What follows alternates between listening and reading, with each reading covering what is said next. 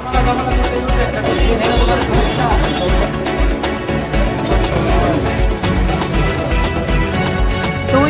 আমার নাটক, সত্য প্রকাশে এক ধাপ এগিয়ে। নাটোরে চেয়ারম্যান প্রার্থীকে অপহরণের কাজে ব্যবহৃত মাইক্রোবাস উদ্ধার, একজন গ্রেপ্তার। নাটোরে জেলা নির্বাচন অফিসের সামনে থেকে সিংড়া উপজেলা পরিষদ নির্বাচনে চেয়ারম্যান পদপ্রার্থী মোহাম্মদ দেলার হোসেন, তার ভাই ও এক নেতাকে অপহরণের ঘটনায় আরেক আসামিকে গ্রেপ্তার করেছে পুলিশ। পরে অপহরণের কাজে ব্যবহৃত মাইক্রোবাস সহ দেশীয় অস্ত্র উদ্ধারপূর্বক জব্দ করা হয়েছে। শনিবার 20 এপ্রিল সিংড়া উপজেলা থেকে তাকে গ্রেপ্তার করা হয়। আজ সন্ধ্যা 7টায় নাটোর পুলিশ সুপারের কার্যালয়ে এক প্রেস ব্রিফিংয়ে এ তথ্য জানানো হয়। গ্রেপ্তারকৃত আসামি মোহাম্মদ আতাউর রহমান 45, সিংড়া উপজেলার চকপুর গ্রামের রবিউল্লাহ প্রামাণিকের ছেলে।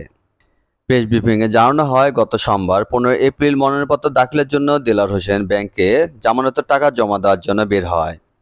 এ সময় তার জরুরি প্রয়োজনে জেলা নির্বাচন কার্যালয়ের সামনে গেলে অজ্ঞাতনামা 15 থেকে 20 জন একটি কালো রঙের মাইক্রোবাসে যোগে জোরপূর্বক অপহরণ করে নিয়ে তাকে অজ্ঞাত স্থানে পালিয়ে যায়।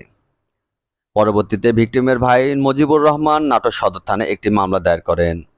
পরে বিকেলে দেলার হোসেনের বাড়ির সামনে সিংড়া উপজেলার কলম ইউনিয়নের পাটশৈল গ্রামের সামনে তাকে ফেলে দিয়ে চলে যায়। এ ঘটনায় পুলিশ অভিযান চালিয়ে শনিবার সিংড়া থেকে জড়িত এক আসামিকে গ্রেপ্তার করেন। এর আগে জড়িত আরও 2 আসামিকে গ্রেপ্তার করে পুলিশ।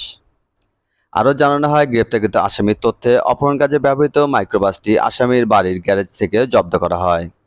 এ সময় গাড়িতে তল্লাশি চালিয়ে 2টি চায়না চাপাতি, একটি চায়না টিপচাকু, একটি বার্মিজ কাটার, 2টি দেশীয় রামদা, 2টি স্টিলের পাইপ, 2টি টি স্ট্যাম্প লাঠি, একটি দেশীয় তৈরি চাপাতি এবং উপজেলা চেয়ারম্যান পদপ্রার্থী মোহাম্মদ রুবেল হোসেনের অসংখ্য লিফলেট, স্টিকার, ক্যালেন্ডার সম্বলিত পোস্টার ছবি উদ্ধার করা হয়।